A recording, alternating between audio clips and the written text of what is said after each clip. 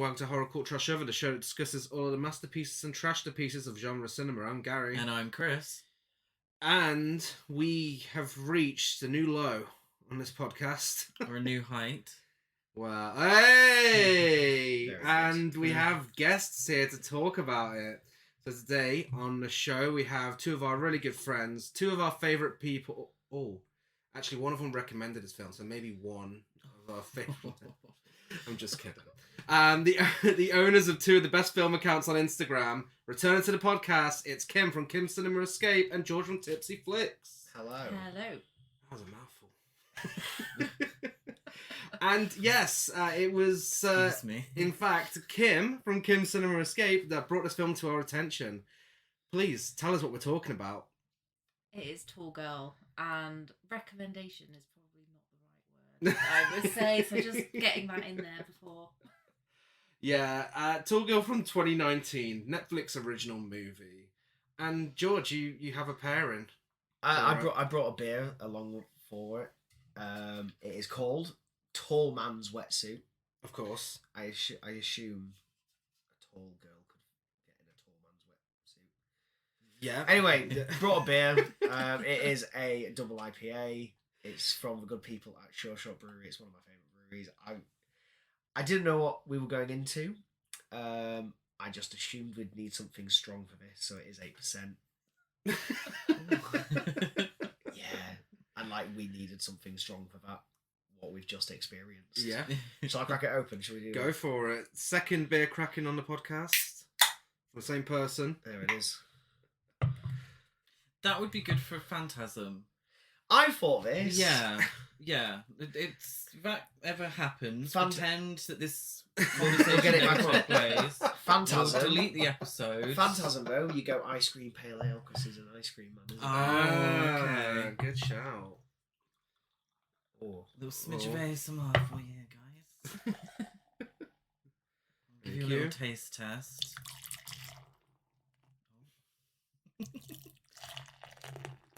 That might be me urinating. You never know. Who's to say? Thank Let's you. give this a Cheers, go. guys. Cheers. Well done on getting through Clink, all clink. 104 It smells fruity. minutes of that. 104 minutes. 104 minutes. Oh, that's way better than the film. That's weird. Yeah. Very nice. That's nice. Yeah. That's actually really good. So no one about Tall Girl ever. Yeah. Yeah, so there you go. That's the most positive thing we're going to say all episode.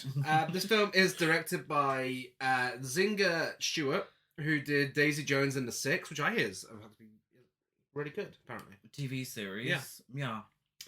Little Fires Everywhere, from scratch, Which is meant to be inventing... good as well. Yeah, Reese Witherspoon. Inventing Anna, Pretty Little Liars, Maid, Gabby Duran, and The Unsittables, and more. Are they all TV? A lot of them are TV. Yeah. I mean, Pretty Little Liars, camp, right? Yeah. What's the excuse with this We all film? have our good days and we have our bad days. You know? Written by Sam Wolfson. It sounds like a fake name, and it could well be an AI. The writer of Finding Miss Right, Andy Mack, and Finding Carter. Right. Never heard of them. No. None of them. No. And this film was made on a budget of $13.6 million. And I can't tell you how much it made because it was straight to Netflix. Definitely a tax dodge that. Yeah. the budget a lot of it must have went on the props to make her look after party. taller. Because the fun fact about this film, there are a lot of smaller props and certain angles, camera angles and such, to make it look like she's taller than she actually is. Yeah, that's where we're at. The actress is tall. She is tall, but not as tall as the film would make out compared to everyone around her. Yeah. You know, they're acting like she's fucking Statue of Liberty. It's incredible. Yeah. Kim, as a tall girl, can we have your opinions? I mean, obviously we'll do an overall at the end of it, but Yeah. before we start, let's get some opinions. Right, before I go into a rant, how short am I? As much as you want, as much as you want. So we'll go with the fact that she does actually say she's only 6'1.5" in this film, All important Which- half. is tall for a girl, but it's not like ridiculously tall. No. And I know plenty of people taller than her that are girls, and most people are kind of around that height. Few smaller, lots of people way taller. They frame her like she is this like proper freak of nature, like she is. Well, I said earlier, like Gandalf against the hobbits. Like it is insane, and yeah, it's. If she was meant to be 6'5" plus, I'd get it. But she says she's only 6'1", so yeah, it infuriates me. It's so insulting, and the casting call was actually for. Did you say 5'10" plus, Chris? 5'10" plus, yeah.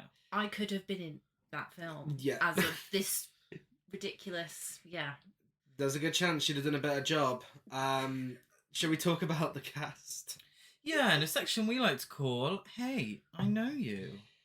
Ava Michelle plays Jodie. Yeah. I say plays Tries. very loosely. Bless her, she gives it her best shot. She is of course known for Dance Mums. Of course. She's a model as well, despite model apparently actress. being hideous in this film. She's also in The Bold and the Beautiful, A Christmas Dinner, Tall Girl 2, Taller Girl, and musical short films, Mamma Mia, This Is Me, and Zombies 2, The Collab. Excuse me. What was the last one? Zombies 2, The Collab. Zombies 2, the collab. Yeah, Not collaboration. Zombie 2. She plays Not the that big zombie boss too. zombie Yeah. at the end, the unkillable one. And swooning after her is Griffin Gluck as Jack Dunkelman, star of Tall Girl 2, Too Tall, Too Girl, Why Him, Just Go With It, The Lock and Key, American Vandal, Silicon Valley, Cruel Summer, Big Time Adolescence, and more. He's been in quite a lot of Netflix stuff. This whole film is just Netflix algorithm made. It's like, Yeah, pick names out of a hat. yeah. Who's going to be in it? He also played Stuart Little in Stuart Little 2. Incredibly. Yeah. Fucking serious. He's not actually that small in real life. I know he looks that small in the movie, but This is also what the Size film of a does. mouse. It makes Ava Michelle look like Andre the Giant. you know in the old Godzilla movies where there's someone like crashing around like a play set, they might as well have just done This that. is actually a kaiju film. Kaiju with a heart. Tall Girl versus Kong. This is what the film does. It goes out of its way to make her look tall, but also to make everybody else look as small as possible. It's not one or the other. It's Miniature village. both. She can't be taller than every single person in her life, because she's 6'1.5". There has to be, like, male or female, someone in her life who is taller. And this Stig guy, even sometimes he's made to look shorter. Yeah. They say in it, only half the boys are shorter than you. But where are they in the school? Yeah. None of them are there because she's head and shoulders above everyone else, literally, in every shot. Yeah. Sabrina Carpenter acts like she's in a different film as Harper Crayman. Is that the sister? Her sister. Oh. Yeah. Just shout out to Harper Graham. Like, abs. She's killing it. The whole film, like, she made that film watchable. Yeah. I just no, yeah, she did. That's very when kind. When she just turns on nothing, they're having a normal conversation, and then all of a sudden, out of nowhere, like, you shut up, you sit down, you do as I say, and then straight back to, oh, so how can we help today? Like, she's so hot and cold so with every unhinged. conversation. Yeah, unhinged is the right word. She killed it, just not in this film. No, If you'd taken that performance and put it in, Full Metal Jacket, then it would have really worked. But in this film, not so much. Oh, it doesn't work, but it's watchable. It would be better anywhere else, but I'm glad it's here. Well, if you're a big fan of her work, you can also see her in Horns, Emergency, Work It, The Short History Lesson of the Long Road, The Hate You Give, Girl Meets World, and Tall Girl 2, Pig in a City, and lots more. Pig in a City. Jesus. And perfectly cast as her father is Steve Zahn as Richie Kramer. Talk about unhinged. I'd like to see a spin-off where he's a serial killer because there's something not right about him. Oh, like usually like in all these films where like the teen comedy, you always know what the dad kind of does a little bit, Yeah. and there's nothing from him other than just trying to make his daughter feel normal. That's his job. He's like, I think he says it like 3 times. Terribly. Yeah. Like, I'm just trying to make you feel normal. Some of the things So I've he signed you up does- to the freak show. Some of the things he does is criminal. Like, Yeah. legit. He goes off on one about running someone over for like past the point where it's a joke. He's like, oh, I'm gonna run him over. Ha ha ha ha. No, I'm gonna do it. I'm gonna actually fucking do it. Yeah, him and Sabrina Carpenter are in the same film. Yeah. They did something else somewhere else and got green screened in. Honestly, CGI. we're cutting away to the wrong people. Like, we're going and following the tall girl at school. We should be going and seeing those two what they're doing in their Father day. and daughter killing spree. Yeah. But she does throw knives in the She film does. as well. She's throwing knives and she's getting good at it towards the end. Oh, what was Yeah. that film? The Loved Ones, was it? Yeah, it's oh my Yeah. god. Oh, God. That is yeah. Hopefully not the same father and daughter relationship in this. Steve Zahn, star of Joyride, Rescue Dawn, Sahara, You've Got Mail, War for the Planet of the Apes, Diary of a Wimpy Kid, Reality Bites, Stuart Little, Tall Girl 2, The Tall Girl Strikes Back, and loads more. Is He's this off the also cuff? in Yeah. Have you written these? No, it's off the Wow, cuff. well done, Thanks, Gary. thanks. Anyone else that anyone wants to talk about? in the No, cast? actually. No one. Those are the main No, ones. but the dad was the only I person knew. I recognised, and yet you've Yeah. listed a load of films where Yeah. I've not seen any of them, so I don't know if I actually. Like, I definitely know him from I've somewhere. seen Reality Bites. Is Yeah. he in White? Is he the guy in White Lotus as well? See, I've not seen But- that. Potentially. Is he yeah. the dad think in so. season 1? I want to say. Oh, I think so. Oh, it doesn't list it here. But yeah. I'm sure he is, but yeah. Yeah. Oh, he was in Stuart Little. He wasn't sure though. He was. Wow. That's so they knew why each they other. cast him. Was he the other mouse? Okay, shall we dig into our feature presentation? Now this is me. I like new Jody. Face your fears, Jody. Going after what you want, Jody. I've been in love with this girl since elementary school. This new guy blows up my plan. You're moving in on my man. No, I'm not. Stay away from him. I will. Stop agreeing with everything I'm saying. Okay. We've all got something about ourselves we wish we could change. You're my big little sister. That's me. The only thing that we can control is how we deal with it. When you're a tall girl, it's the only thing that people see. It's not the only thing I see. I just want to make sure that you don't get hurt.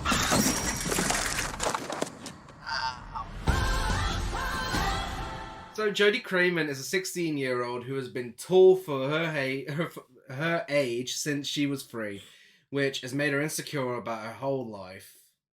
They literally do the like Goodfellas. Ever since I was a kid, I always wanted to be a tall girl, and they show her growing up being the tallest one in class the whole time.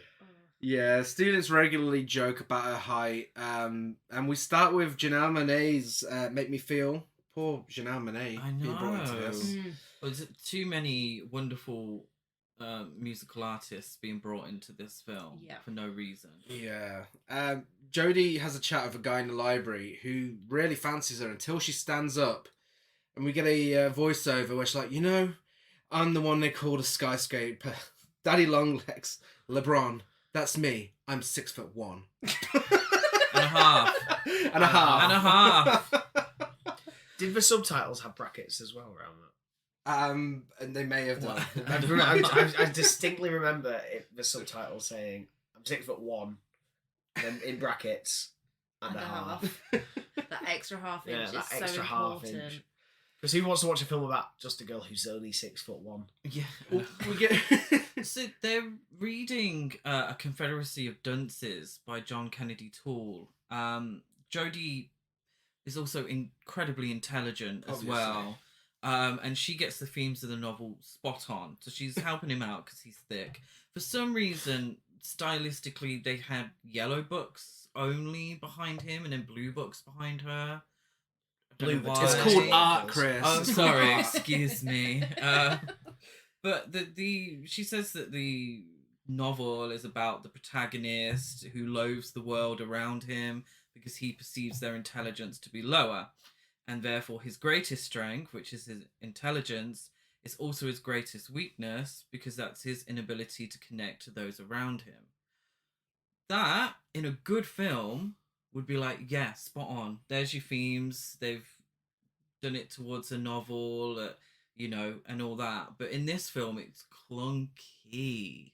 Yeah. And I feel like a lot of these references to sort of like, oh, here you go, we're really intelligent. We're referencing this novel that parallels the film, or we're referencing this, that, or the other that parallels what's happening, because the name of the high school is Ruby Bridges High School. And Ruby Bridges was the first black child to desegregate William Frantz Elementary School in Louisiana during the New Orleans school desegregation crisis in 1960. Which is the film's set in New Orleans, and one of my biggest pet peeves. But this reference to a real sort of historical moment of desegregation, of overcoming prejudice and such, again, in another film, would have been really good. But in this, it's like, but this film's about a tall, rich, white, intelligent girl. Why are we getting these references? Yeah. Yeah, I don't know who this is for. It's for really 17-year-olds. Like, it's so just by the numbers, and it just ticks the boxes as it goes along. I don't even think. But then it's no, like I don't. I feel 12-year-olds maybe. No, I feel like it's for people just like who are a lot younger than us, who are just gonna throw a movie on Netflix and be like, oh, it's a high school movie, and just watch that in the background for a bit, and it's just background noise. It just ticks the boxes it has to tick. Like we were talking about the ending, how like it just puts those people in the places that they have to be, but for no reason, because you can just look up from whatever else you're doing and be like, oh, we're doing this bit of that movie now. Like but then obviously like they're trying to like kind of comment on something, but it's just all getting lost in that algorithm, and it's like you said, like it's written by AI. It might as well be written by AI. It's literally just there's a checklist, and this movie goes through it by the numbers, and it's But the AI, so you've typed into the AI, we need a teen film, and we need it to be about overcoming prejudice and such. But don't be too bad about it. Like, but we AI has brought up tall white girl. No, the AI hasn't brought that. The AI kind of hit on all these points about the racial segregation in New Orleans, and we were like, it's a bit too heavy for a Netflix movie aimed at teens. So like tone that back a bit, and it's gone. Someone who's tall. Can you imagine if Sam Wolfson is actually a real guy and he listens to this episode? Like, wow, what the fuck, guys? Yeah, I'm not actually a robot. I would love to have a chat with him, man. Also, if the film is for the teen market, which it obviously is, 12 to sort of 17, let's go somewhere like that. Who there was going to sit there like, I really appreciated that reference to Confederacy of Dunces. My favourite novel. Thanks, guys. Well, we get our first instance of Jodie's dad being really unhinged. When he's at a meeting with some who was he with? Is the pediatrician. Yeah. Oh my god, this is. And this was talking about asking her if she ever wants to have kids. So they say there might be complications later on in life of having children, and then he's like, "Well, I mean, we don't even know if she wants kids. Let's ask her. Hey, do you want to have kids when you're older?" She's fucking 4 years old in a flashback. And she still says yes. And she says yes. She just say yes. Yeah. But they were asking if there was something they could give her to stop her from growing. Yeah. He was willing to risk her fertility for her to not be tall. Yeah. He's insane. Yeah. He's an awful dad.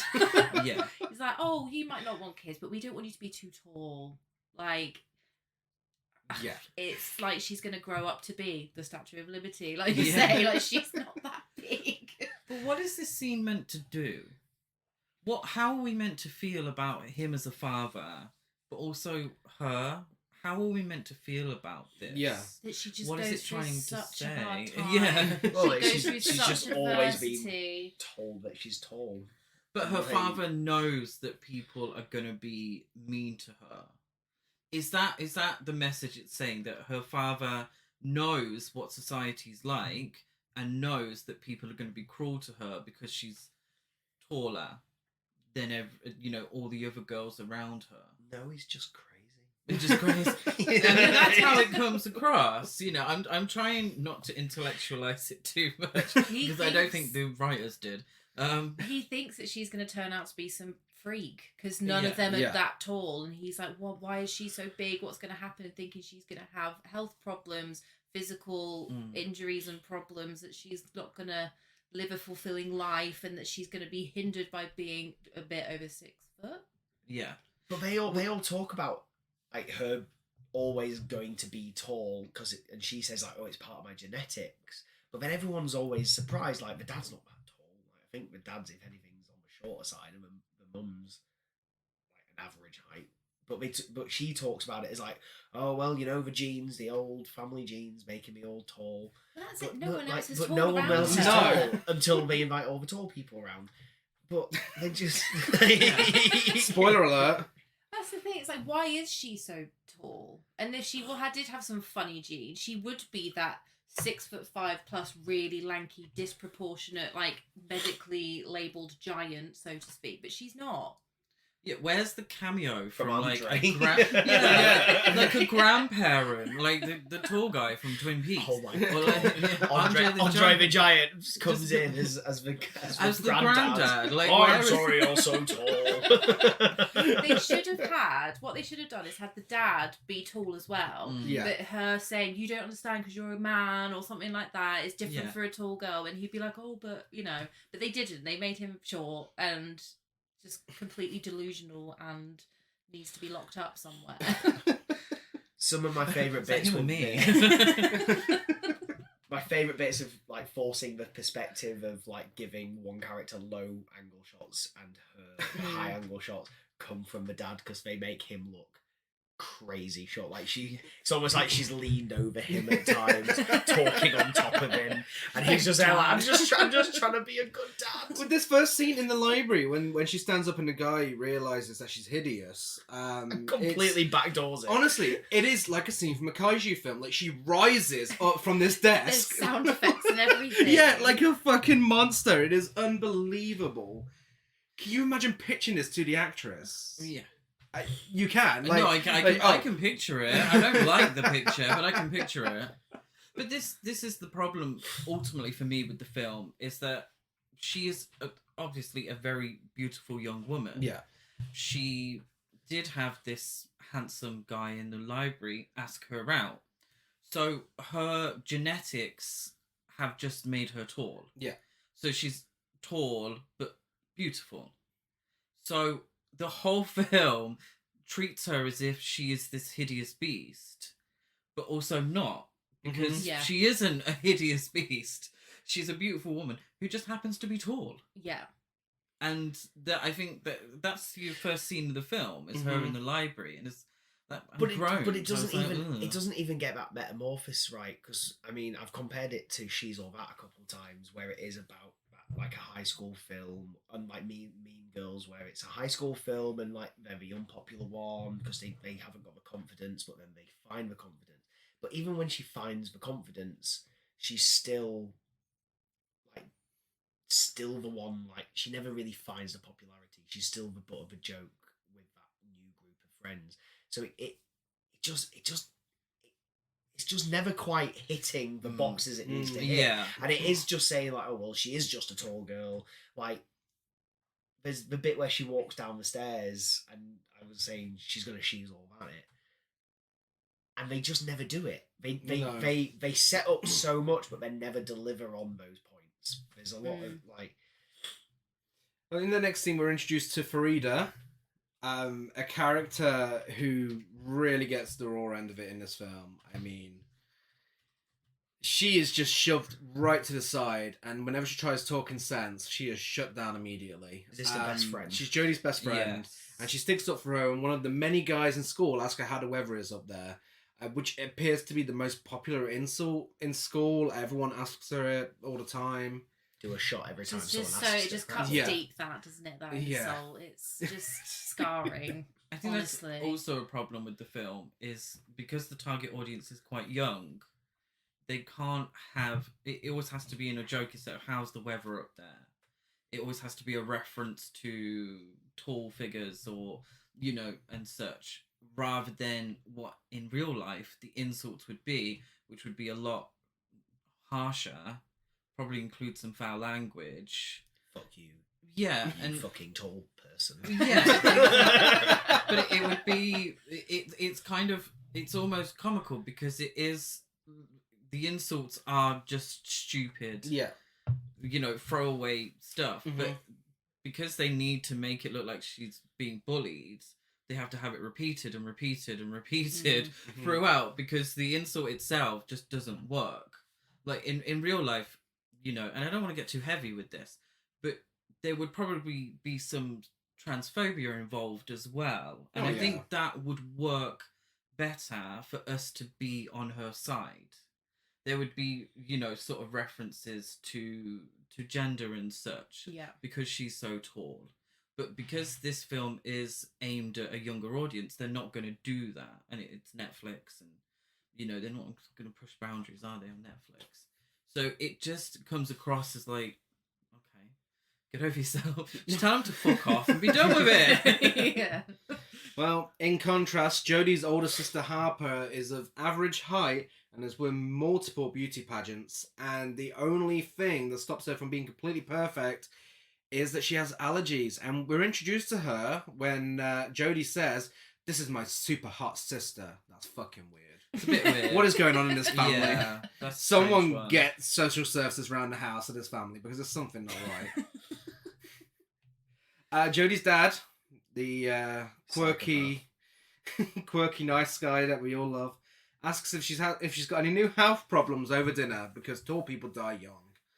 And we get some exposition that she doesn't play piano anymore because she doesn't want to give people another reason to look at her. Oh no, what a shame. Yeah, she says all this right in front of a chandelier. The chandelier is right next to her head. So I think this is the perfect time for me to tell you, listeners, that her family is very rich. Yeah. Everything that happens in this film is in a giant house, beautiful, clean, chandeliered house with a piano in the background. And she's there whinging and moaning about people making jokes at her expense because she's 6'1.5". Yeah. Jack Dunkelman, a lifelong friend, and he's the size of an action figure, frequently bugs her and asks her out, but she's reluctant, partly because he's much shorter than her. It's not partly, though, really. It's the only reason. It was partly at that point, but then, as the film goes on, that is the only reason. With his bloody milk crate. He continuously carries a milk crate around. They make a whole point of this milk crate. This milk crate... He uses it as a bag. He uses it as a bag. Yeah. He uses it as a weapon at one point. I mean, not very well. No. But he tries. He puts all his might behind that milk crate.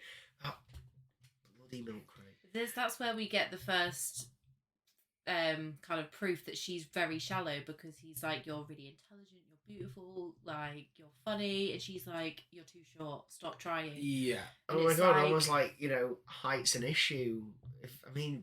Those in glass houses. She doesn't want you people can't to be judge her. heightist if you while complaining about people being heightist. She says that dating a guy who's shorter than me will just bring attention to how much of a freak I am.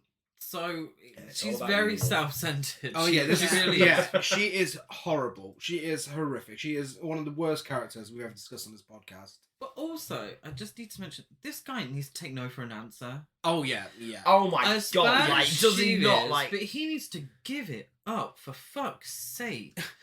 Spoiler alert, they got together in the end of the film. But this douchebag needs to give it up. Stop asking. Because she even said, he asks me every day to go out with him. Fuck off. It's that typical, like, friend zone trope, isn't it? It's like, I'm so nice to you and I deserve to be with you because I've been here the whole time. Yeah. The only thing that makes it redeemable is the fact that she's so horrible to him. Yeah. Like, that in the end, he was actually nice to her. But, yeah, it's that typical trope. And, yeah, it's been in every teen movie you can think of. But, sadly, they can continue it. But in something like Pretty in Pink, it's more subtle. He's not... Obviously, we can all see it, but there's the potential that she's not seeing it because she only sees him as a friend. In this one, because the film loves to slap you around the face with a milk crate, it's everything's so clunky. He's asking every single day and being very direct about it. There's and a she's moment saying where no. there's a moment where she's talking to her friend and goes, "Oh, I think something's wrong. He didn't ask me out today." Yeah, and she goes, "Oh my god, is he okay?" Like, yeah, and that's not good behaviour. No, it's a very toxic relationship. Yeah, and if this is this is made for kids, this is a PG. Like, people are gonna think that's okay to act like that, and it's like, come on, 2019. There's not really an excuse, but they're desperately trying to make him the Ducky of this film. I mean, Dunkers and Ducky. Yeah, everything the down words to the on blazer, paper. the badges, the blazer and the badges. badges. Did anyone catch what his badges said? Because I couldn't quite catch. No. Please date me, Jodie. Her face on a badge. How's the weather up there?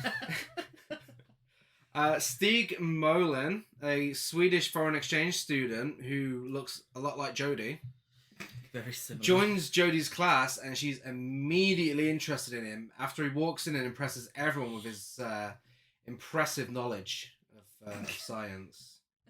Science? Was it science? Was it Gary? Science. Yeah. He comes in and sciences all over. Yeah, he sciences everywhere. And everyone is impressed. Everyone wants a bit. But especially her, especially Jodie. He just walks in, he doesn't say a word and just completes the equation on the board. It's not even an equation. It's like a molecular, there's a molecular structure. And he just comes in and he grabs the chalk off the teacher, writes what it is, and everyone just applauds him for having long blonde hair. Yeah, but not a single word spoken. No. Which, when he does speak and that accent comes out, I realise why they didn't have him speak straight away. Yeah, so although the character is from Sweden, the actor is very much American.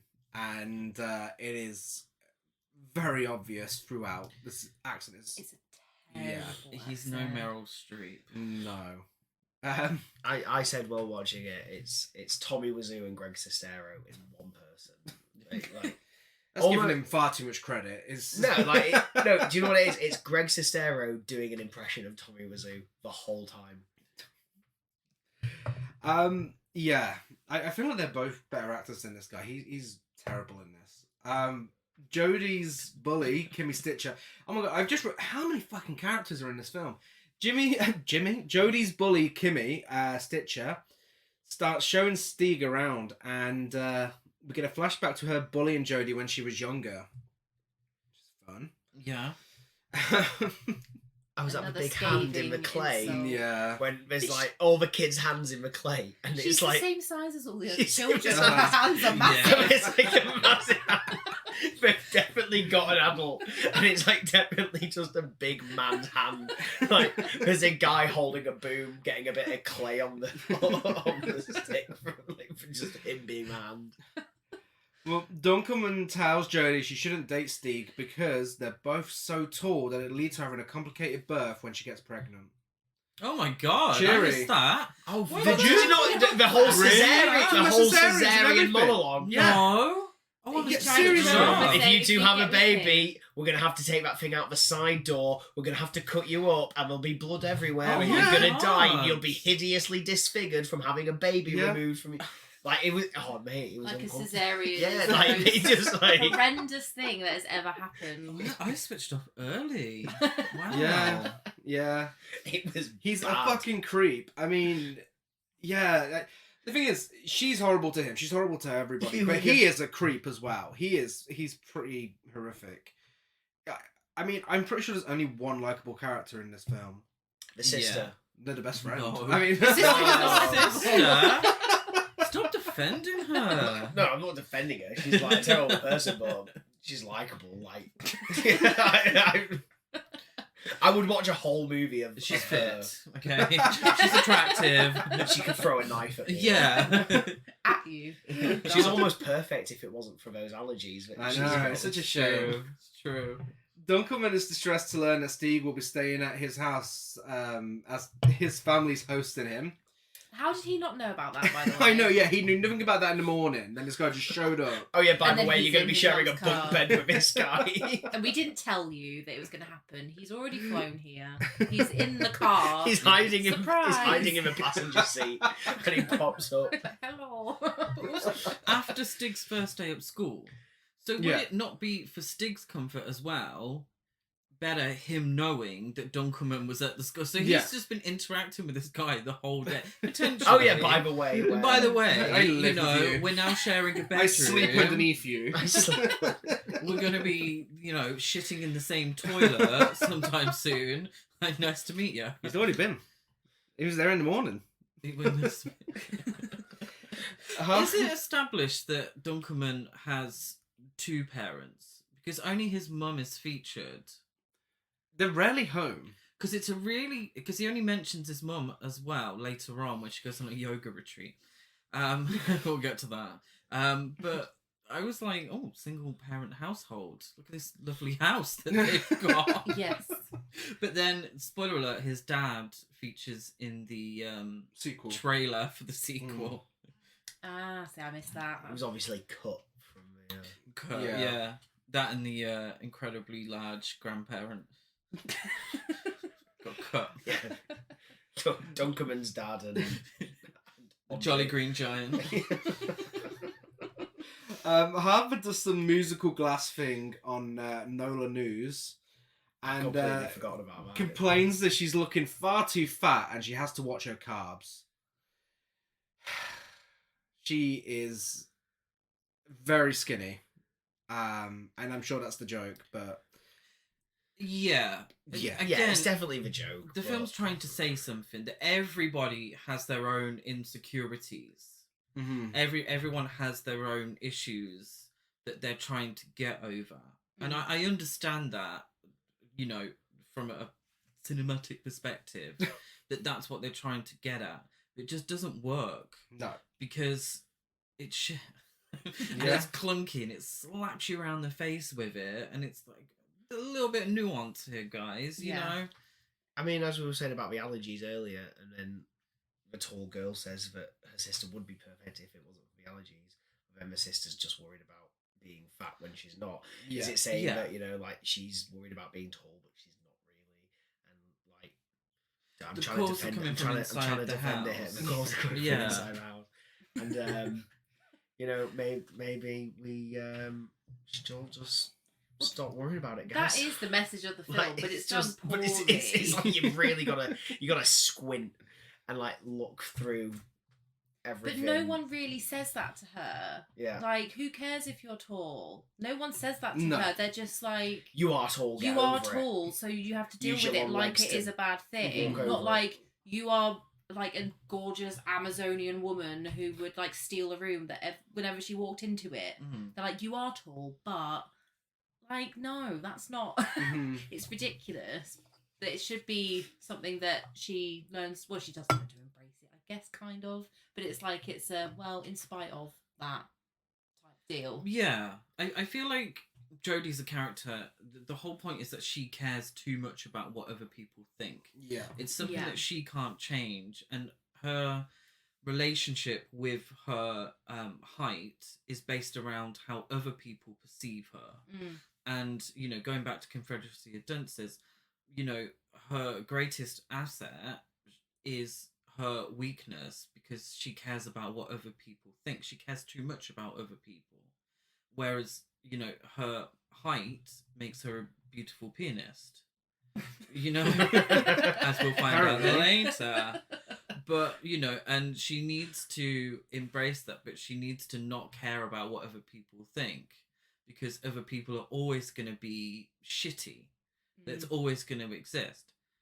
The problem is, another spoiler, is at the end of the film, everyone learns to embrace it and really support her. You know, so she hasn't really learnt the lesson because everyone else's reaction has changed. Do you understand what I mean? Yeah. It's meant to be her realizing that there are going to be assholes in the world and she can't change that as much as she can change her height. She can't, you know, but she gets a rousing round of applause at the end of the film from everyone. It's like, oh, they've changed, but she was meant to change as well. But she doesn't even get up and play piano in front of everyone. It sets up this piano. And again, this is what I'm talking about. It, like, it sets up something. Yeah. And it goes, oh, she's a really good pianist. So, like, any other film would have had her get up on stage and play the piano and about bring everyone together and be like, look, it doesn't matter if you're tall or short. You can. They missed we the can whole all, talent show storyline. Yeah, they really did. And instead, she just gets up and grabs a mic that's unattended. And like, just, but, so like, nothing's ever, there's so much setup and never any payoff apart from the milk crate. Well, Jodie asks Harper for help getting Stig to notice her, and when she mentions he's a Swedish exchange student, in the bizarre series of events, Harper's like, okay, just walk away, forget we ever had this conversation, and she is fuming. She's absolutely horrified that he's a foreign exchange student. Yeah, I'm assuming because she goes on a whole thing. She tells a story about exchange student that she had a crush on. Diego. And she suggests that Jodie would need to go all the way to get a foreign exchange student. Oh, this is where they're always so popular. This is where she first snaps like this. I'm like, oh my god, I couldn't wait for the day for you to come to me and talk to him about boys. Oh my god, who's the boy? Like, what are we gonna do? And then he goes, oh, it's the foreign exchange student. And she's like, no, you need to walk away right now. Drop it. Stop. Go. Bad. And then she's like, and then as soon as she's gone on that little 10-second rampage, it's like, so are we friends? Well, she's like, oh yeah, I met Diego. I'm hairless. There's a little guitar strum as well. When she talks about Diego. Sweat, smelled like cappuccino, light foam. All the girls wanted him. It was war. I felt like Custer at a Battle of the Bulge. Yeah. Then, obviously she's got American history wrong. Jodie corrects her because she can't help herself. And Jodie says to her, Nunez Community College makes you take an American history class? Like a real condescending bitch. She's constantly condescending with her sister. Yeah, like, place that she's stupid. So she's trying to... And her sister is a bit stupid. But it's rude to point it out. Yeah. But she does throughout the whole film. And it's like, I don't like you. No. This story is about, it's called Tall Girl. You know, you are the tall girl of the film. I don't like you. You're horrible. She's awful. I'm not invested in your story because you're actually a bit of a bitch. And she's constantly miserable. Rude? She's always miserable. Always miserable. When Harper says go all the way, did you interpret that as have sex? No. Okay. No, I did. I thought that's highly inappropriate. I read it as her needing to just forget about all the noise around it, just go full in straight to talking to him and asking about herself and not worrying about all the other girls kind of thing. But yeah, I read it as like you need to go all the way and like committing to this whole circus of events that's about to go down. You can't just half-ass it. You've got to really go for it. And it's going to be cutthroat out there. Oh, okay. Because girls are so competitive with each other when it comes to getting boys. Right, okay. I thought she suggested she loses her virginity to him. In a PG? Well, Don't worry. It's a PG way of saying it. I mean, if we missed the subtext, that's on us. There's no nuance in this film, so I fully believe that isn't what she meant. It says more about me than it does the film, clearly. Well, Kimmy and Stieg recreate Ghost. Oh my god! In a pottery class with Unchained Melody and everything. They're in a pottery class. Jodie watches them, and Dunkelman's watching them, and a girl called Liz starts talking to him. And I shit you not, she says, "Hey, I've been watching you the last few weeks, and your painting, it's really good." We see his painting. It's a fucking mess. It's the best reveal.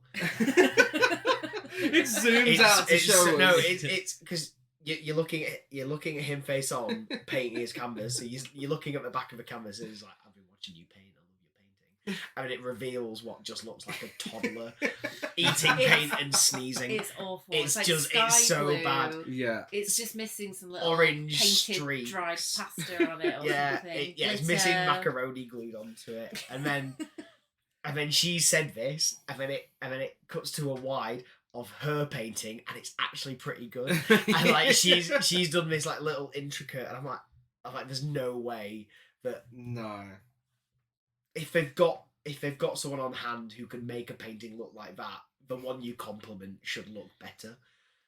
Mm-hmm. I love how if they just swapped them round, so that he's actually got the good one, and she's like, "Oh, this old thing with the macaroni on it, like, but you're actually quite good." I love how when the AI wrote this, they were like, "What's really going to get Gen Z interested? A ghost Macaroni reference." Film almost 30 years old. Let's get a ghost reference in there. People would really appreciate that. I don't have in my notes, "Hey bro, do you want this on?" Oh no, this is when she's throwing knives, Harper, and she's like, "Okay, no, I need to pull this guy." And she's like, "Hey bro, do you want this or not?" And it's like, what?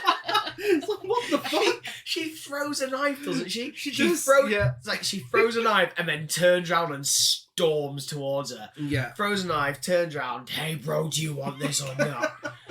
And then again, casually drops it. Yeah. Turns around like nothing's happened to throw another knife. Yeah, Harper and their mother, they give Jodie a complete makeover, which you get a montage for. And we see early on there's some ruffles at the top in this outfit. We don't see the whole thing, because it's going to be a big reveal later on. Looks like her best Pennywise outfit Yeah. at the top. I'm just really Pretty in Pink. She makes her own dress. Yeah. Yeah. And there's a big reveal. Did that have ruffles around the neck? It may have done. I feel like this film, and you may have already noticed this yourselves. Maybe I'm a little behind, but this almost feels like it's trying really hard to be a John Hughes film. Yeah. Yeah. Like the really wacky sister that kind of doesn't actually make any sense. The privileged kids, the ruffles, Ducky. Yeah. So this could have been actually a good parody of those films, because John Hughes doesn't work. You can't do a John Hughes film now. You can't do that because of Well, you can. It's called Do Revenge.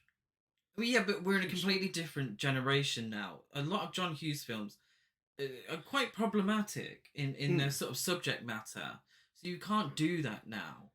But this film tries to do it when it should have been a parody of that. Yeah, but again, it's almost like they've seen those boxes to be ticked from a John Hughes movie, yeah, and just gone through and ticked them off, and without any hint of irony, just gone, okay, well, we'll have the big empowering speech here, we'll have the kooky sister here, we'll have the wacky best friend with the milk crate here, and but they don't know why they're doing that. They're just going through a formula. They're not trying to add to the formula. They're not trying to comment on the formula. They're just doing it because they've seen that formula work, and it's just going to go up on Netflix, and it's not going to get a big cinema release. So just throw it on there, and some people will watch it, and then we find it.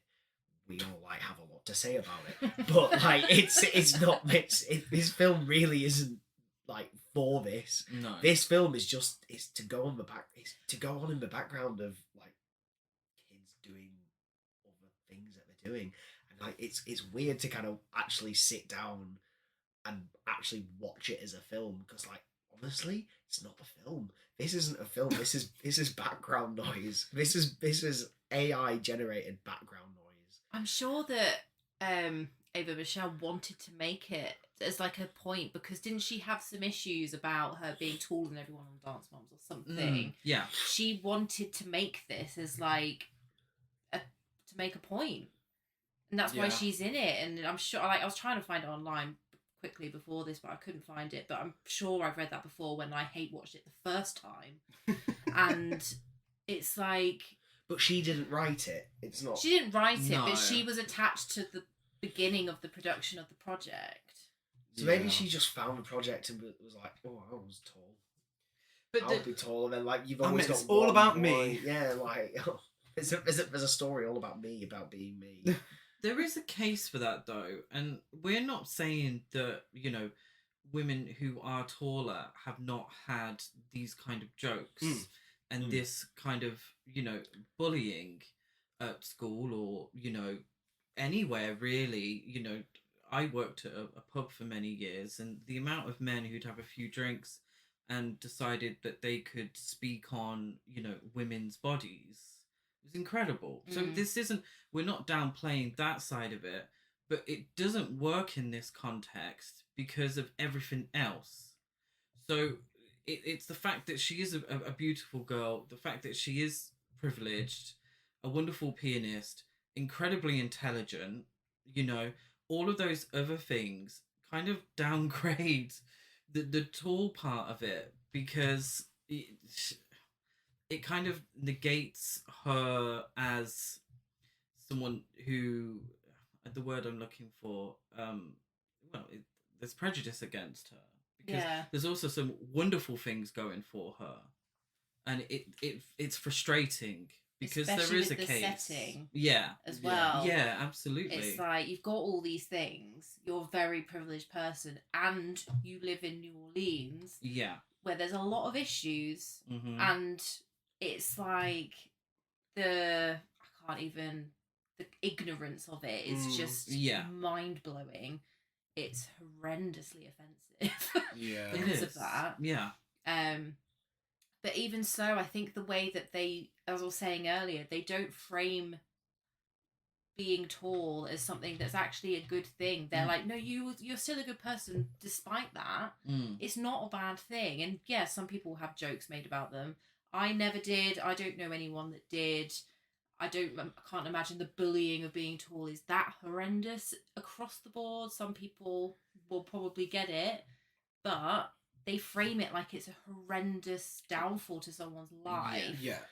But what they should be picking on her for is the fact that she's an absolute fucking dick. And she's horrible to everyone. And she's so self-centered. Like, there's so much more they can make fun of her for. Like, honestly, the heights doesn't even come close.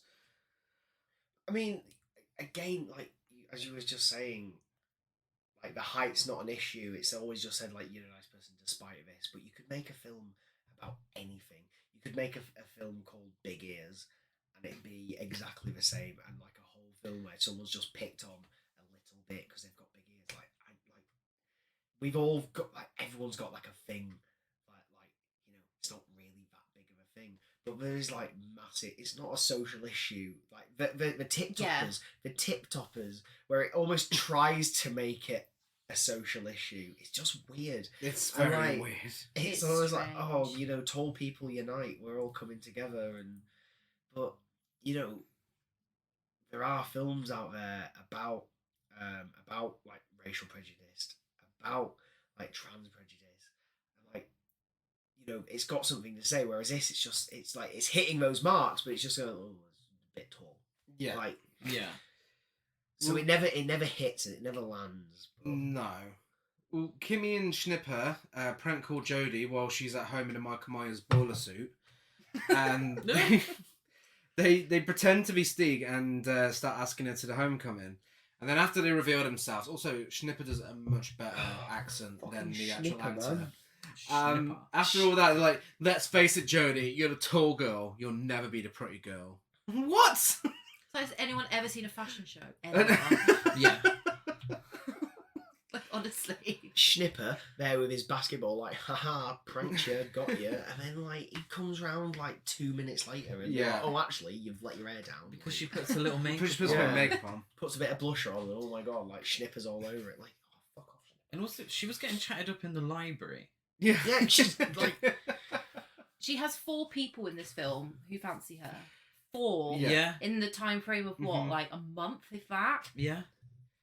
Frida has no one, by the way. Frida has, like, nothing. Like, no one's interested in Frida. I know, what we don't see about Frida. Frida's living her best life. She's living a Robin fantasy, and she's dancing on her own. She's just there to, like, give people advice. That's all she does. Yeah. She's there to prop other people up. Yeah. The phone call knocks her confidence some more, and she doesn't go ahead with a new makeover when she goes to school. Stieg tells Dunkelman that he doesn't understand why everyone wants to be his friend, and why everyone fancies him, and why Kimmy would want to date him because he's so ugly back home in Sweden. He's just ducky back More home. privilege. Yeah, because he says that in Sweden he's the short guy. Because everyone Right, everyone in Sweden is 7 so foot tall. stupid. He's like, because he is slightly shorter, or is he taller than Jodie? I think or... he's slightly taller than her. It depends where the Yeah. camera is. Depends where they've decided Depends how to place framed the it, camera. how Like, steep what the point are hill they is that they're making? stood on. To Frida's frustration, Jodie hides in the bathroom to avoid Kimmy. She tries giving her an inspirational speech whilst wearing a t-shirt that just says Queen, because people in this film just wear t-shirts that just say random words. But the t-shirt gets commented on. She It gets does, complimented. yeah. They've thrown this as just like, oh god, she needs a t-shirt. Can't just be blank. Throw something on it, Queen. and then it gets complimented. Like if again with the painting, if you're gonna have something that it gets complimented, have the decency to at least try and make it a bit good. If her name was Judy and she had the word name Judy on her t-shirt, would be living for it right now. Okay, yeah, this isn't sleepaway camp. It's a t-shirt that they've gone down to the t-shirt press and just gone like, oh, She designed it herself. The whole point is the one little bit of character Q's are on development offer that if you she buy gets. a U, so we'll get Queen. And then like, but I swear the Q was peeling off that t-shirt. and it was implied that she'd made it herself, and she goes, oh, that's one of my favourite designs, I like that. Like, But she Jodie's watched it at 40, that's the problem. Jodie's in the bathroom, she's like, oh, you don't get it, man, you'll never understand, blah, blah, blah, blah, whatever. I mean, saying that to Frida as well, stuff like that, it's kind of like, oh, wow. Yeah, so this film is set in New Orleans, where there is a long history of economic struggle, particularly within racial divisions, you know, and there's a huge difference between, you know, black and white in New Orleans. And this is where the film's set, and you have this tall white girl telling Frida, a black girl, that she doesn't understand what it's like to deal with, you know, this prejudice. And it's incredible. It's absolutely incredible. And Frida, how I love her as a character, but I hate the way she's written, because she is just the black sidekick who is there to prop up this white girl. Mm-hmm. Yeah. And she gets... the only character development she gets is that she makes her own clothes. Her clothes are fucking awful. So yeah, I mean, that's not great, unfortunate too. But that's all she gets, and it really royally pisses me off. Well, and this, it's a huge problem I have with the I mean, film. she's trying her best to prop her up in this scene, and then she starts flushing the toilet so she doesn't have to listen to her. It's like, oh my god, you're awful! You are just such a terrible person. it's a good move to know exists, isn't it? Just flushing a toilet over people. I've never thought of that before. No, she'd had a giant shit. And she was scared she was gonna climb over and see it. She's like, I better get her in the bag in case she comes in. Took 2 flushes. But again, it's toilet, like, it's one of the only instances of toilet humour I've seen not land. Like, that's just like solid toilet Would we humour. class Flushing that a as toilet humour? Yeah, Flushing it's a literally toilet. a joke about a toilet. Well, I suppose Like, when you put it like that, but it's not. It's not. toilet. Actual toilet humour. You don't get that much in films. Actual toilet Actual humour. toilet humour, but it didn't land. It didn't laugh. I'll always just give any toilet humour. I'll always be the one going like because it's toilet humour. Like, it's So if funny. there was a shit in there and it was a two-flusher, would you have laughed? I mean, if I can't. I mean, laughed when we said it, so Yes. it's... Yeah, again, toilet humour. It's just toilet humour's toilet humour. But that was toilet humour, and it didn't land. Like, she's flushing a toilet. Usually, I'd be like, flushing toilet. Like, but it's somehow just not. I bet funny. you loved Psycho. The first ever scene of someone it's like, flushing a toilet on screen. Hysterics, mate. So Janet Leigh flushed the toilet. Like, toilet humour is the best humour. But imagine, like, just putting a bit in there and it just not landing. Like, she's flushing. She flushes it 3 times. She did put a bit in it, that's why she's flushing twice. The old double flusher. Well, something that is funnier than toilet humour is this next scene where she stumbles across Steve playing the piano. He's doing really bad, so she's like, "Oh, just relax your fingers." And then all of a sudden, he's amazing at piano. They join hands, and he's like, "Yeah, you got big hands. Well done." And then They Tarzan and Jane it, don't they? they do. It's like, how big are your mannish hands? And then they Same as Tarzan mine. and Jane it, and they're like, oh my god, we're like the same size hands, let's play piano together.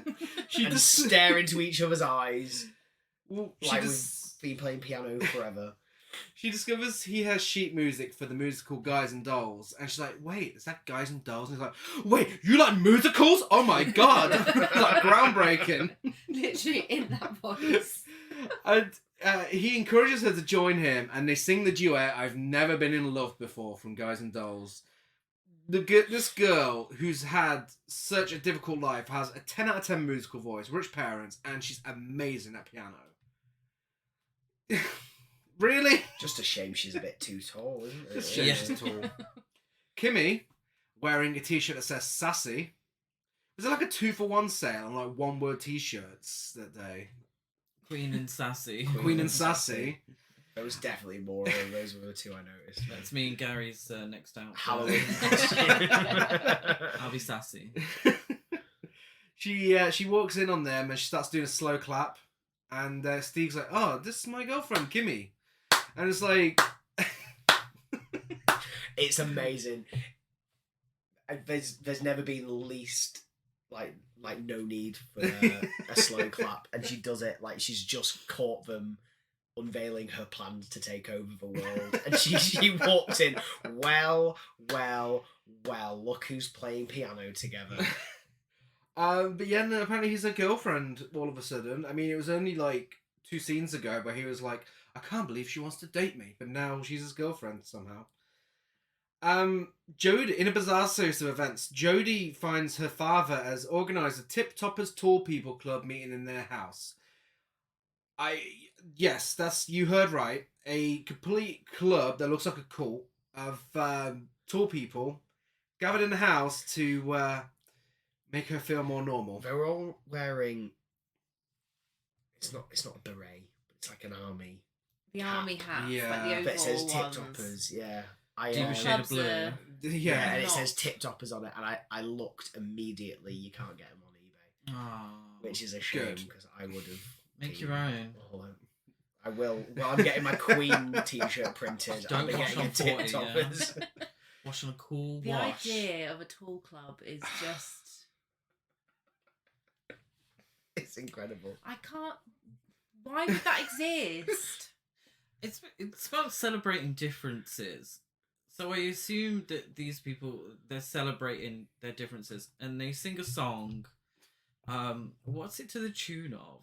The national anthem. It is, isn't it? Oh my Yeah. god, they sing the Yeah. national anthem, but it's all about being tall. About Yeah. being tall and about how difficult it is on airplanes and such, and being larger and fitting into spaces, which I kind of understand where this is coming from, and people embracing the tallness and embracing the fact that they stand out because of it. I do understand that, but the song is so fucking stupid. So ridiculous. And also the fact that they sing a song based on how they can't fit into places. But there's 24 of them in this giant house.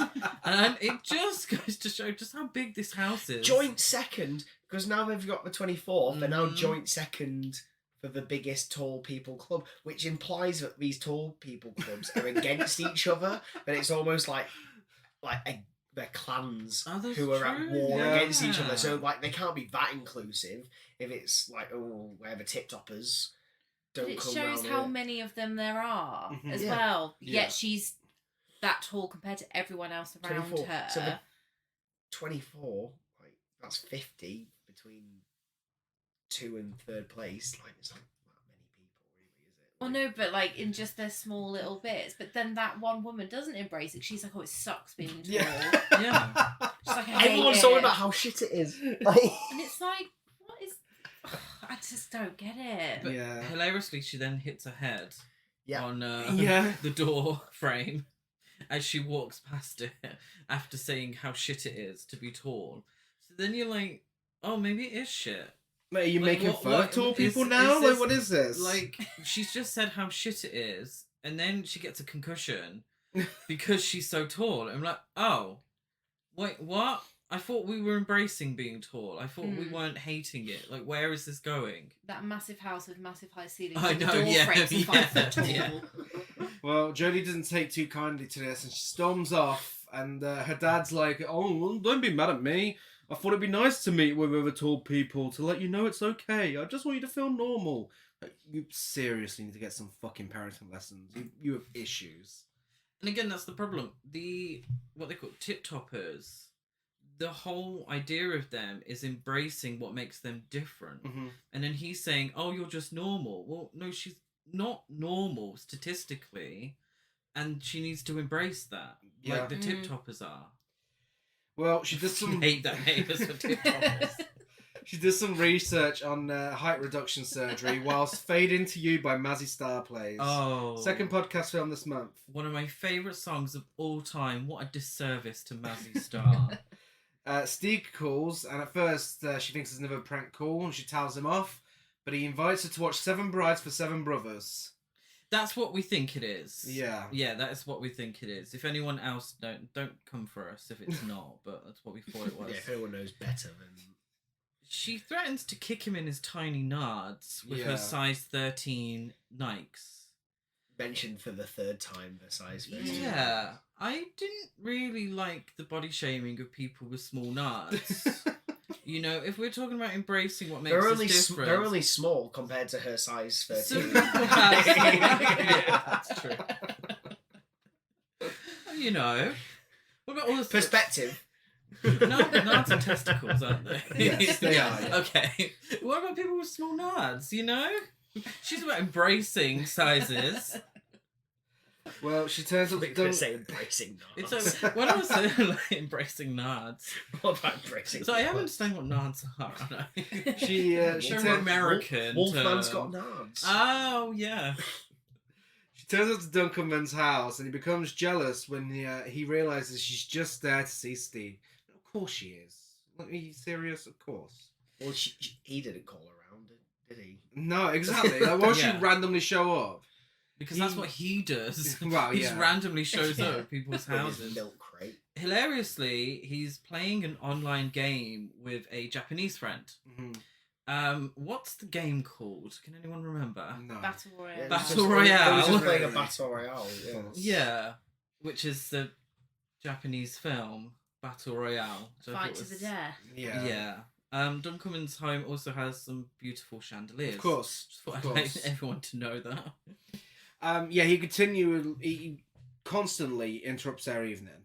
But as Stieg escorts Jodie home, they have a kiss after a really enlightening conversation where he says, "Are you serious? Being tall is great." And she's like, "Yeah, well, when you're a tall guy, it's great. When you're a tall girl, it's all people see." No, it's not. It's not. But it could be. It's again. We're not. Not if you- I'm not saying that this isn't a story that doesn't need to be told No, but for necessarily. But for her, it's not for what people her, say. for this character, it's not. It's yes, it's a few jokes, but she's the one bringing it up more. Yeah. than anyone Yeah. else. She's constantly being told how amazing she is, how smart she is, how beautiful she is by like everyone, all the other characters in there. But yet she's just tall. And Just like the- that's all you see about yourself. And there's the popular girl who once, when they were kids, told her she had big hands. Who is actually Like, really in threatened flashback. by And then, her. and then actually like comes over and is like, look, like my mate like actually likes you. Like, do you want to come with us on Friday night? Like, everyone's dead nice to her. Yeah. But that's the thing. The Kimmy character is threatened by her because she doesn't want her to take Yeah. Stieg away from her. Yeah. And And then- she's like, "What are you trying to Yeah. do? Why are you trying to take it?" Because she clearly sees it. She's like a model. yeah. It's just ridiculous. Yeah, later on, whilst feeling guilty, Stieg asks Dunkerman for advice, and he tells him to focus on being with Kimmy. Can we, like, while they're in their bunk beds, In that massive house. yeah, with in the definitely massive more house, than two yeah, bedrooms. they're sharing bunk beds together, and he's crying.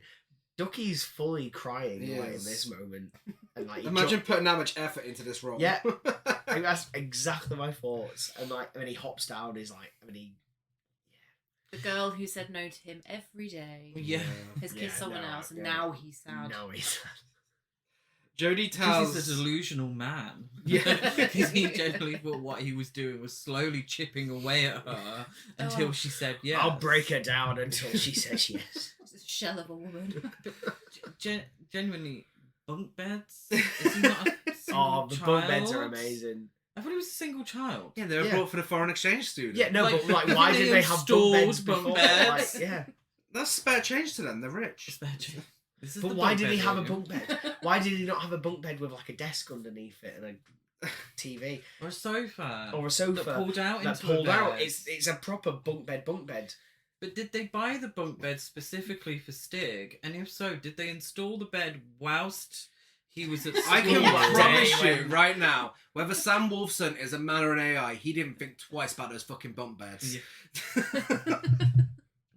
Jodie tells Frida that she kissed Stig and she's really happy about it. She Should've done it loves on the new walkie-talkies. Jodie. Did we mention the part where Jodie slaps Harper in the face for eating carbs? I think that's a little later on, Is it? but that does happen. I don't think I have it in my notes, but it does happen. Yeah. Oh, yeah, that was slightly before this. Okay. So Jodie gets home, Harper's eating carbs, so she slaps her around the face. Oh, It's I the didn't biggest. mean it. It's the biggest build up to the worst slap I've ever seen. Yeah. It like fully drum rolls up, and we all know where it's going, and like you almost see the hand come back, and then it's just like a little. Yeah. Oh my god! What if you've left a bruise? I've got the big dance tomorrow. Which is valid, really. You know, it's a bit. It is. I'm just Yeah, a but she cow. should've She's cracked. horrible. She is horrible. But She should have cracked those like. It sounded little, but big tall girl slaps. Massive baby. hands, Yeah. yeah. Oh, Massive yeah, hands. Decapitated her with a slap. Decapitated. But this is where, in my notes, I finally was like, "What film is Sabrina Carpenter in? Why is she on a complete other level to everyone else?" Well, Schnipper, now because Jodie's wearing a bit of makeup, he thinks she is the hottest thing he's ever seen. Like, he is The head over girl, heels in love with her. the girl who he prank called the night before Yeah. and has done nothing but insult. Uh-huh. Yeah, the film that the girl that he has been bullying Mm-hmm. for seemingly a very long time, based completely on her appearance. Yeah. 100% based on her appearance, he has bullied her. And suddenly she puts some makeup on and all that's out the window. Mm-hmm. And Yeah. there's no comment on that, though. There's No. no comment on the fact that this guy is an absolute dick. Yeah. You know, and he doesn't get his... And I think it's a problem because he doesn't get his comeuppance in the end. No. Really. And neither does Kimmy, even though it could be said that she's not as bad as the film makes out. Mhm. But they don't get their comeuppance. It's just like, well, that's it. You know, okay, lesson learned. Round of applause. Yeah. You know? Well, Farida tries to say, like, you shouldn't go out with him because he's been so horrible to Yeah. you so long, but then she's just like, you don't get it. Like, Uh-huh. I don't care. And it's like, she's the voice of reason, and yet she's like, shut Tossed out. out. Yeah. Yeah, Steve invites Dunkerman to have lunch with him and the popular kids and makes him do Gordon Ramsay impressions for them. Oh. It is painful to see. Oh, it's so bad. It's- I mean, I spent a lot of this film watching through my fingers of how cringy it is, but I feel like that Griffin Gordon- Gluck did it on set once, and they were like, "Oh, should we put that in the film? Yeah. Should we write that in?" The worst English accent you've ever heard in your life. No effort to sound like Gordon Ramsay at all. No. Does another impression? Who's the other impression he does afterwards? Kevin Hart. Kevin Hart. Which is... Oh wow, that's questionable.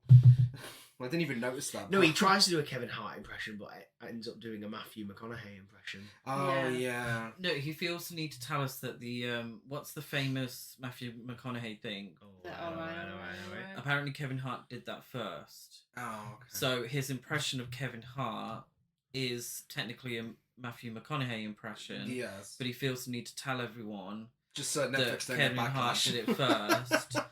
He also does a Gordon Ramsay impression and then gets a girl from all of this. He does, yeah. And this is AI. Well, this is completely she saw his irrational. It was like, well, the AI threw in the Ghost reference from earlier. They were like, right, who else is popular? Oh yeah, who does Gen Gordon Z love? Ramsay. Gordon Ramsay. Right next into the alphabetical list of pop culture references, there was Ghost, and then Gordon Ramsay came immediately afterwards. Jodie gets angry at Dunkerman when he tells her that he encouraged Steve to focus on his relationship with Kimmy, and to great hilarity, crashes his bike into a car whilst they're talking. Yeah, this girl that he gets. Oh, because he says, Liz. "Oh, you're gonna get hurt," and then hurts himself. Yeah. Yeah. Which is Classic great comedy, for the that. trailer. Classic, Perfect yeah. for the trailer. The Doesn't work in trailer, the it didn't film. land, though, If he shat himself, Yeah. Whilst he's falling over. that would have been good. Yeah. But yeah, Liz, she's got thick rim glasses, isn't she? Yeah. And she's gluten free. Yes. So they're a match made in heaven. They are. Schnipper gets Kimmy to ask Jodie to join them for an escape room activity. And Frida, this is the point where Frida's like, why on earth would you want to go out with him? Like, after he's bullied you so much. Oh, you don't get it. And then that's it. She just ditches her. She ditches a concert she was going to with Frida to hang out with her bullies. Yeah. And literally she says to her, you know, if you're not going to have my back, I suggest you keep your opinions to yourself. Comments in your stupid pocket. In the escape room, they're kissing couples, Jodie and Schnipper, Kimmy and Stig, and Dunkerman and Liz, until Jodie gets frustrated and leaves. So all escape rooms have, obviously, security cameras. Yeah. Imagine being the person working in the escape room. I'm just looking, they're all just like making out with each other. Like, But looking at each other Yeah. whilst they're doing it. Yeah, you want to open What the door the and like, hell? stop that right now.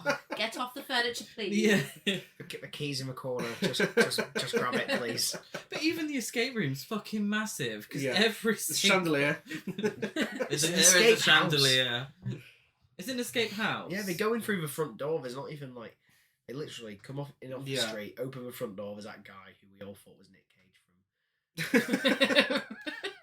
And then he's like, "Oh, come in, children." And then they're like, "No, we've done it before. Drop the act." And then they go through the whole house. Yeah. Like, Very, because he's very jealous, Steve talks to Jodie and agrees to go on a date to Harper's pageant competition. So, Jodie waits with her parents at a pageant for Stig to show up. Yes, that's correct. She organised to go on a date with him with her parents there. Like, she does no favours for herself at all. You imagine if he did show up. Like, oh, great. What a great first date. I like when the parents like look at each other and go, "We're going to embarrass the hell out of them." yeah. Like they're buzzing off it. Yeah. I mean, I'm sure her dad had other ideas for him. More sinister ideas. Harper wins, but Stig doesn't turn up. And we get a scene in the car where it's really silent. Then all of a sudden, Harper's like, "In your face, Miss Teen Shreveport!" Shreveport, whatever. And then she sneezes, to great hilarity. And then the dad is like, "I'm going to kill him. I'm going to kill that guy. Nobody stands at my daughter. Nobody!" Which unhinged moment of the film. which starts off short men so angry. all Which the starts time. off as like, I'm angry my daughter's being stood up. Who's this guy? You should probably drop him. And then goes into a full rant about how he's going to kill him, how he's going to run him over, how he's going to like put his foot down on the gas if he sees him. And like, it all of a sudden like stops being cutesy dad mode, and all of a sudden becomes actual serial killer. Yeah. Gonna kill someone. And Steve Zahn never played a serial killer. He's been really good at it. I love how during the pageant, Harper stops midway during her speech when she realises that Stig isn't there. Where is he? She moves the mic and my mouth into Yeah. each other. He's not here. Where is he? Is Like he on his no one's way? looking, and she still manages to He should be win. coming Still here. wins. Anyway, I feel like you should all vote for me. And then she starts screaming because Ryan Felipe is being killed in the van. At Dunkerman's party, Stig explains that he lost track of time, and Dunkerman rejects Liz when she asks him to the homecoming dance. She asks if he's going to wait the rest of his life until he's Jodie's type. I mean, why would someone do that? No, he confirms he plans on doing this. Not just wait, he's going to bug her. Yeah. He's going to try and get in the way of her other relationships until she finally says yes. Uh-huh. Jodie goes home, storms into her room. Her dad knocks on the door. He's like, "Hey, I love you. I'm not going to do anything to upset you. Come out now." And again, he sounds like he's going to murder her. He sounds like he's luring her out and he's going to kill her. But he's a knob, but seemingly his heart's in the right place. Is it? For a serial from the killer, yeah. AI's perspective, the AI's trying to make this a moment where he's being very supportive. Like everybody else in her life is being incredibly supportive, apart from like 2 or 3 bullies. But everybody else is telling her how wonderful and beautiful and fantastic she is, and she hears what she wants to hear. Yeah. In a bizarre series of events, he goes downstairs. He ponders playing the piano. Oh God! And then He's very expensive looking grand piano. He then sits down, starts playing the piano. Jodie, slowly walks down the stairs and approaches him, sits down and joins him for a duet with her head on his shoulder whilst her mum stands in the doorway and watches them. It is the wankiest thing I've ever seen. I'm not a dry eye in the house. Beautiful moment. Definitely needed the big booming footsteps downstairs. Yeah. Here she comes. Dunkerman, now with a black eye, walks into Jodie's room while she's sleeping and strokes her face, which causes her to wake up and hit him in the throat. Which doesn't... It sounds like Gary made that up, but it's actually true. Yeah. That is what happens. No, it actually happens. He gives Jodie ugly platform heels from a drag queen store called Screen Queens. They're not ugly. To apologise for being a bad friend. The problem is they're not ugly, heels. but when she wears... Spoiler alert. When she wears them, it's obvious that he hasn't seen the outfit. Yeah. So they don't match the outfit that she wears. They're a very strange pair of shoes to buy as a first pair of heels. Yeah. They look like a disco ball. They're huge. Yes. They're not just little heels. They're platform stilettos. And she walks in them perfectly. Yeah. First time as well. But yeah, it's... I mean, they are drag queen shoes. They are. Yeah. They are. But I'm sure there were maybe more plain heels he could have bought her in just a simple red, maybe. Just a simple red. Just a simple just red. a classic heel, a classic court shoe is all that was needed. Or a white stripper heel, you know, something like that. But he went for disco ball realness. Mm-hmm. Jodie, There we are. She's then sent a video with different angles and editing. Someone went to high production value for this video. And from after she left the party, it turns out Stig pretended that Jodie had an unrequited love for him and says he stood her up. Dunkerman gets his black eye when he and Schnipper have a fist fight after he tries hitting Stig with the milk crate. He throws the milk crate at her. He does, and he tells everyone how amazing Jodie is. So after watching this, Jodie's like, wow. He's made it all about me too. I'm definitely got the eye for him. And she's all sad. She looks at herself in the mirror. She looks at herself in the mirror, whilst Stand Tall by Voila and Jodie herself, Ava Michelle, plays in the background. And yes, it is a song about being tall. Yeah. Yeah. Which I'm glad we finally get, because we knew it was going to happen. I didn't realise she was going to sing it, so props to her. What it was his reasons for loving her, both when he's talking to her in her room and at the party. When he says that she sits up front with the Uber driver because she doesn't want him to be lonely. She's very condescending. Why are we assuming Uber drivers are lonely? She's that person that talks to the Uber driver, and the Uber driver like, she's reading a book right now. Yeah. Oh yeah. Do you even know the colour of her eyes? And do you know that she's reading through a list of books to read before she turns 21? No. She's got a scratch off. Why would they know that? Like, if I was defending Gary, do you know that he has a poster of 100 films to watch before he dies? Did you know that? Well, at the homecoming dance, Can I just add as well, sorry, something I noted. When she rewinds on this video that was sent to her phone, it makes the noise like a VHS being rewound. Which, if that's an actual thing you can have, I would like to know how you can get that on your phone. So I would like that. I didn't notice that, but I wish I had. Yeah. At the I'll have homecoming, to watch it again tonight. So. Well, let's not. Yeah. There's a sequel. I'll just Glutton watch the for punishment over here. At the homecoming dance, Kimmy and Stieg are crowned homecoming queen and king, but he breaks up with her, and I shit you not, Jodie arrives in the ugly high heels, the ones that Dunkerman gave her, and the hideous blue suit with ruffles from earlier in the film. The big reveal finally happens, and it is fucking disappointing. She walks onto the stage, snatches the microphone, and says, "You may know me as Amazon, or Godzilla, or Jodie the Green Giant. Yes, you may know that I'm really tall, but I don't want it to define my whole life. I'm so much more than just a tall girl.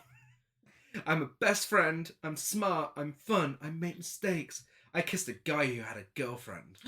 I play piano, and I'm really good at it. Keep asking me what the weather's like up here, because the weather's pretty fucking great."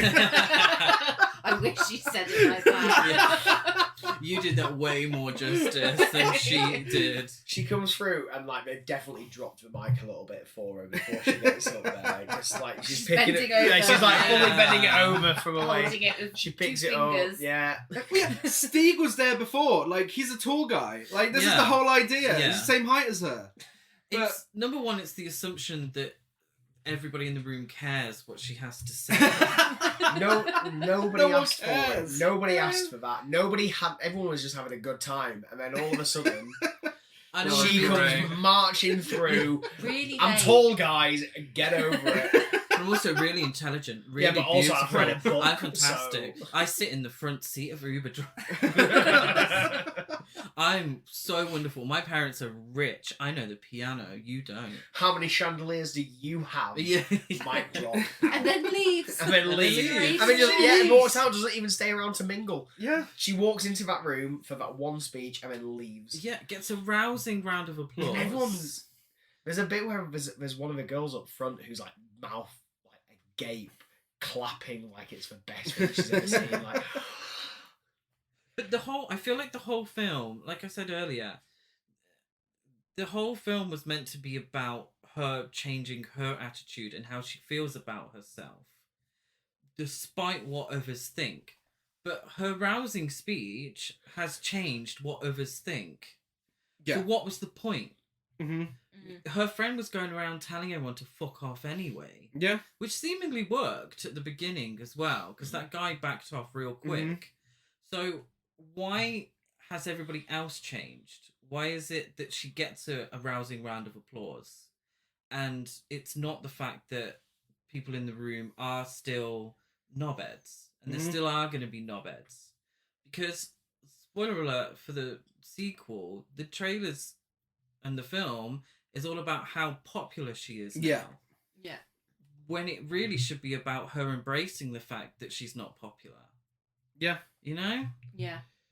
It should have been that there was a better reason for her to end up on stage in the first place. Yes. Like a Carrie moment minus the carnage at the end. But she gets made fun of and then she calls everyone out in the room and tells them how awful they are and they're like, oh.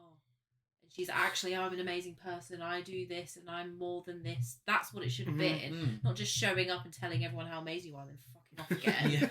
Like in her weird horse outfit. Like, honestly, that was the worst outfit reveal I've ever seen in my life.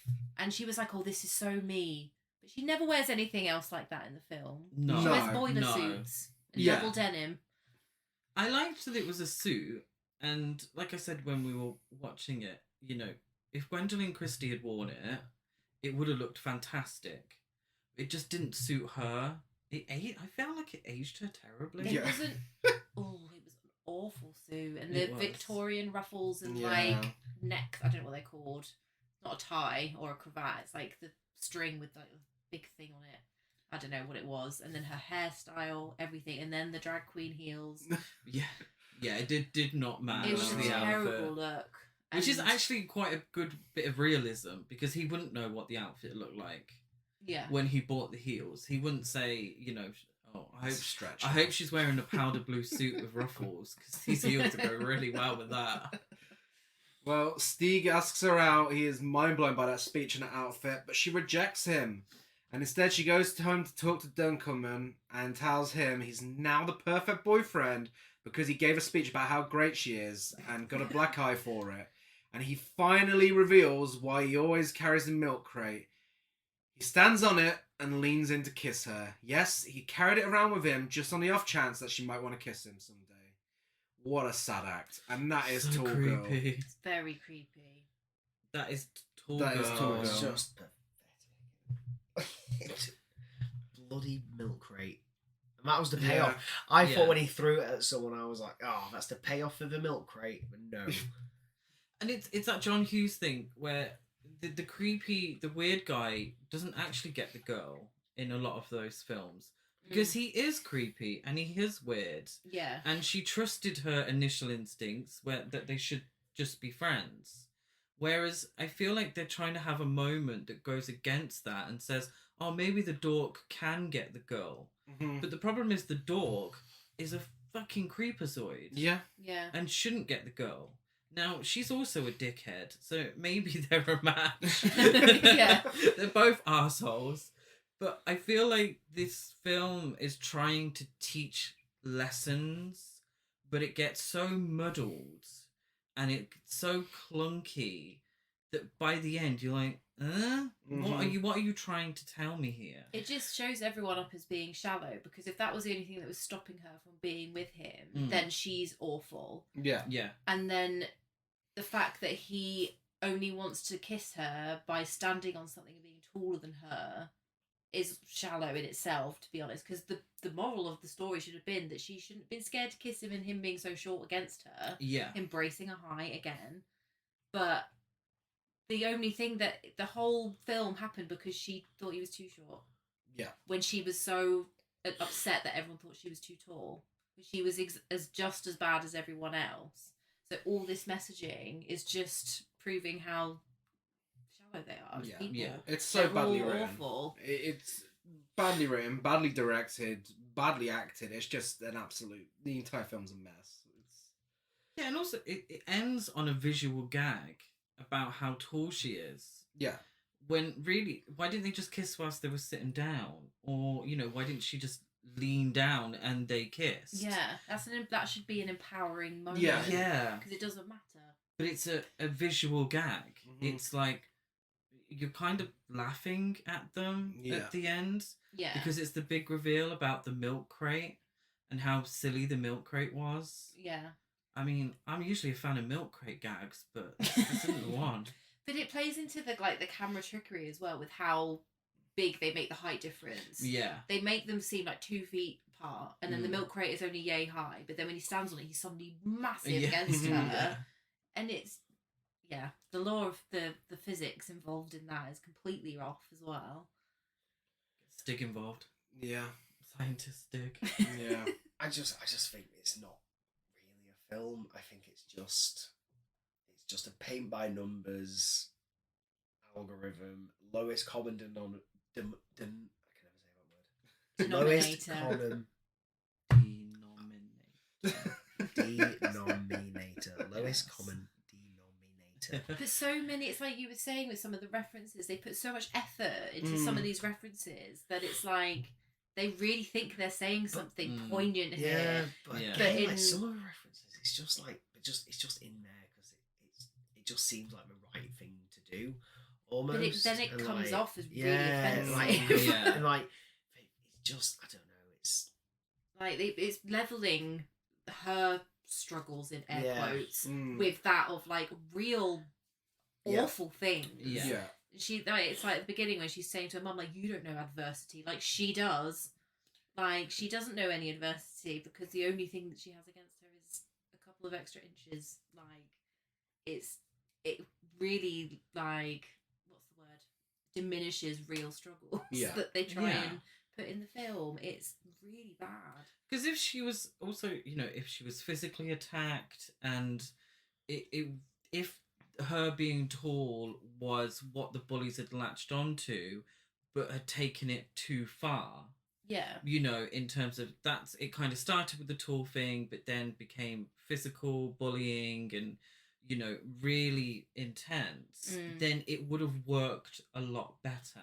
But they don't. But they don't. So it is just kind of jokes at her expense, and that's kind of it. And this has completely ruined her life and completely ruined her future and her ability to play the piano. She hasn't played the piano in ages. It's really, really good, despite not having played for a long time. I don't really know how that works, but if you're out of practice, you probably shouldn't be that good straight away. But it kind of makes the point invalid because of everything else. When it maybe could have gone heavier on the subject matter. Yeah. And I think that would have worked better. Yeah, agreed. It is easily amongst the worst films. Oh. I was almost tricked into believing it was good. Wow, Though. the truth comes out, The doesn't worst it? films I've discussed It's on this alright, Gary. You podcast. can be your own person if you enjoyed So it. you've just tell done a us. George Well, there. One of we the best things we've ever seen. We still have to give it awards, so get into the awards. Biggest queen, I mean, it's got to be Farida, isn't it? Farida for me. What was it? The sister? Who was the sister? Harper. Harper. Harper. I'm giving it Harper. Blindfolded knife throwing. Yeah, Queen blindfold- behaviour. yeah. Just the shouting at any given opportunity. Yeah. You drop it now. Biggest gasp, I have the Tip Topper sequence. Like the whole idea of that was just bizarre to me. I put every time the camera angle made Jodie look like the Empire State Building. Mine is the dad not caring about making his child infertile just so she's not Yeah. quite tall. Yeah. Biggest gasp was the painting reveal. Yeah, that's true. Best dialogue, I'm not repeating it, but the entire self-centered speech at the end, I mean, come on. Only an AI can write something like that. I agree, but specifically, keep asking me how the weather is up here because the weather is pretty great. I agree with you on I that. actually really like And it. I hope at some point in my life I get to drop it organically. Yeah. Is that yours as well, Kim? Yeah, Is it? gotta agree there. And that's camp. I'm going to give it to all of Harper's line delivery. It's the only camp thing in the film for me. Yeah. When she's on the stairs in her way too tight red dress, Yeah. I feel like they're trying to do a bit of a Sunset Boulevard thing there as well. Oh, and she's yeah. like, darling. Yeah. It was, oh Oh god. god, the references in this film. Pretty sure there was a Citizen Kane one at one point. What's your... That's camp, Chris. I put her outfit's big reveal. I mean, ruffles, powder blue suit, it's camp. I'm gonna say the moment they reveal that Stieg's gonna be living with him and he pops up from the almost like, hey, like the mum's picking him up and then it's almost like he's got the seat put back and the way he just reveals himself is one of the best reveals. What were they getting up to in that car? I know. Yeah. For ratings, I give it 1 unasked for self-centered speech out of 10. I gave it 1 chandelier out of 10. 1 milk crate out There's a very obvious one. Which is the one I'm missing? It's regarding being tall. One cloud out of 10. You searched eBay for it. Oh, one tip topper hat. 24 tip topper hats out of. Masterpiece, trash or basic. It is trash. Absolute trash. Trash. One of the worst films I've ever seen in my life. And if you want to witness it for yourself, it's available on Netflix. And if you enjoyed this, I recommend checking out Do Revenge, a John Hughes throwback that actually does it right. If you enjoyed this, get yourself scene to. I was gonna say, if you enjoyed it, go to therapy. Yeah. Because this is awful. If you enjoyed this, I suggest checking out Love, Simon, because it's another film about a privileged white person whose big issue isn't really a big issue and refuses to... I mean, being gay is a pretty big issue when you're in the closet. Kind of. Someone had an easy experience when they were younger. If you watch Love, Simon, though, everyone around him is incredibly supportive and incredibly rich and incredibly good looking. But it's a great film. I do. I'm right. I'm right Chris, on this. Chris had a one. lovely upbringing. No troubles in school. And so did Simon in Love, Simon. Exactly. That's my problem. Anyone got any recommendations? If you enjoyed this, watch King Kong, because it's just a story. It's a story about someone who just wants to be loved despite the fact that they're just a bit too big. Yeah. Maybe Frankenstein. Any of the early Godzilla films. Yes. You know, but where also they frame the guy in a suit like they frame her in this film. Instead of watching this, just watch Pretty in Pink. Yes. Yes. Yeah, of course. The film that this was trying to be. If for some reason you enjoyed this film, talk to us on social media. We're Horror Culture No, Show from Facebook and Instagram. If you enjoyed this film, don't talk to us. We're also Horror Cult Trash on Twitter. I'm Dead@Gaz92 on Letterboxd, Gazmo205 on Instagram, and GazCruise92 on Twitter. I am Chris Barker823 on Instagram and Letterboxd. We mention it every week, and I now have my festival co-director in the room with me. Kim is my festival co-director. Check out Gasp Horror Festival, taking place in June. We are Gasp Horror Fest across all social media. And if you enjoyed us talking shit about this film today, then give us a rate, review, and subscribe on iTunes, like a follow, and everything else. George and Kim, what do you have to plug? I'll plug my Instagram, which is @tipsy_flix, which is Flix FLIX with an X. You sure? No.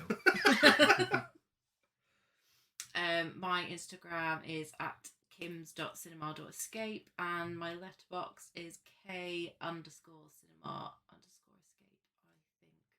think. I never remember it because I couldn't do my full Instagram handle on the same thing. There's someone But there's getting a link on my followers because of Instagram. you. George, is there no specific films you want to promote at all? Any specific films I want to No, promote? not like a film involving 4 older ladies. 80 for and, Brady out on DVD tomorrow. You should be getting paid for this promotion. I'm going straight down to Fox. I mean, I hope it's not a lie. If it's getting released on DVD tomorrow, I will be buying it. I will be doing a TipsyFlix pairing very, very soon for 80 for Brady. The best When are film of you the joining year. the queue? I'm literally leaving here. I imagine it's going to be right around the block. I did. It went through my head. Maybe I should go camp out and just be like, because no one else is going to do it, but just be camped there in the morning when they open up. Have you got the 80 for Brady in? And Then make a Tom whole Brady will do a film about you. For Yeah, loving the that's true. He'll give you cancer in the Oh, storyline. no. Oh my Yeah. goodness. How a film saved a man. 30 for 80 for Brady. Well, thank you both for joining us. It's been a Thank pleasure. you Kim, for thank having you us. for bringing this film into our lives. Are you sure you don't hate me? No, because it gave us a lot to talk about. It's like one of our longest single film episodes. So. Yeah, there's a lot. It's an Perfect awful, podcast awful film. film, but so much to discuss. Yes. So I'm glad it was a. That said, you never get to pick the film again. I know. Yeah, we've got to let George pick next time. So, 80 for 80 for Brady. Brady. I hope you're all ready. Next week, we'll be back with double episode week, and on Tuesday, we're discussing Bratz the movie, also on Netflix. Yay. Yeah. And then on Friday, we'll be discussing our latest original versus remake episode. It'll be The Omen. Oh, that's good. Yeah. Yeah. From what I remember. Mia Farrow. Yeah. Yeah. Why Mia Farrow? Because she's the most memorable thing about that remake. All the people in both those films, why is it Mia Farrow that you've clung on to? Because she gives a 10 out of 10 performance in a 6 out of 10 film. I haven't seen the 6 remake. out of 10. 6 out of 10. Who is she in the remake? The nanny. I was going to say, Yeah. 'cause isn't it Julia Stiles? Julia Stiles, yeah. Yeah. She's good. She's good in it. Yeah. But yes, not to give any spoilers about what I we know, think about it. We'll be back. Tacked on second episode. Come on, guys. What do you think of The Omen? Should we just talk about The Omen right now? Yeah. We'll be back same time, same place next week. Bye. Bye. Ta-ra.